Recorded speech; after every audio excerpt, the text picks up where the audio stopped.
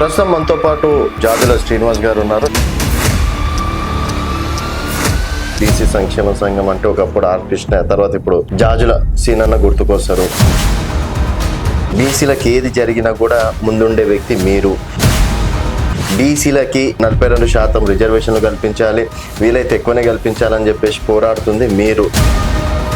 మీ తర్వాత వచ్చిన వాళ్ళు ఈరోజు చూసుకున్నట్టయితే ఒక పొజిషన్లో ఉన్నారు. ఎందుకు సీనన్న ఇంకా వెనుకబడిపోయినట్టు?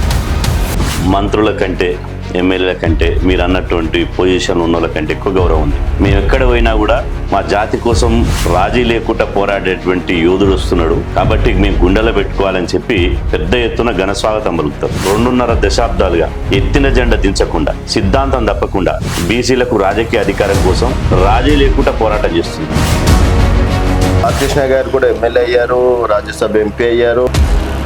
మరి ఎవరికైనా సరే ఒక్కసారైనా సరే అసెంబ్లీలో అధ్యక్ష అనే కోరిక అనేది ఉంటుంది. ఎందుకు జాజుల సీనన్నకు లేదా, లేకపోతే అక్కడి వరకు రానివ్వలేదు? పదవుల కోసం పెదవులు మూసుకుంటే నాకు కూడా వస్తుంది, హక్కులు అడుక్కుంటే రావు, పోరాడితేనే వస్తాయని చెప్పి అంబేద్కర్ గారు చెప్పారు.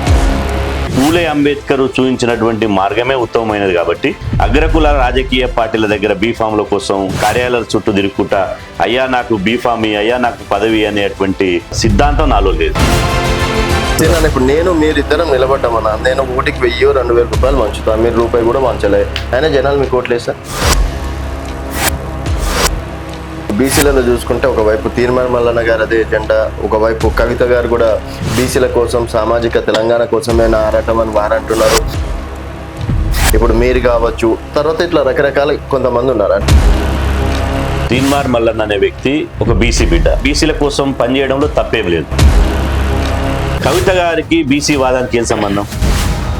కవిత గారు బీసీనా, వాళ్ళ తల్లిగారు బీసీనా, అత్తగారు బీసీనా, లేకపోతే ఎవరు బీసీ?